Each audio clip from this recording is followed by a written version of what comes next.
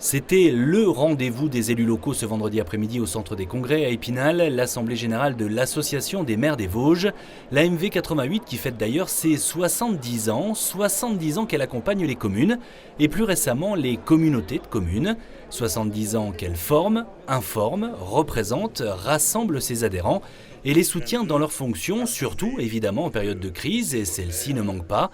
Après la crise sanitaire, la crise énergétique, comme les particuliers, beaucoup de collectivités se demandent aujourd'hui comment elles vont régler la facture.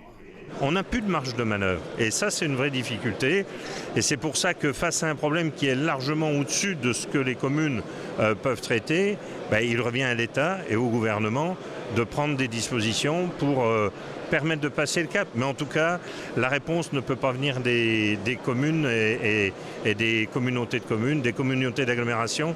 On est au pied d'un mur qui est plus haut que ce qu'on est capable de franchir. Tous les regards se tournent donc vers l'État qui a déjà mis en place pour répondre à la crise de l'énergie un bouclier tarifaire pour les plus petites collectivités, celles qui par exemple ont au maximum 10 salariés ou des recettes de fonctionnement inférieures à 2 millions d'euros. Ça concerne 30 000 communes en France, mais on en compte 35 000 et les autres, notamment des villes moyennes comme Saint-Dié ou Épinal, doivent trouver rapidement une solution. En fonction de ce qu'on a actuellement comme chiffre, cette année déjà pour finir 2022, on a une augmentation donc, de 400 000 euros. Et pour l'an prochain, si on n'arrive pas à faire d'efforts supplémentaires, on aura une augmentation de 800 000 euros sur notre budget. Pour une ville comme Épinal, c'est pas loin de 2 millions d'euros. 2 millions d'euros. Vous prenez l'augmentation de la masse salariale qui est liée aux décisions gouvernementales de cette année. Pour une ville comme Épinal, c'est 1,1 million.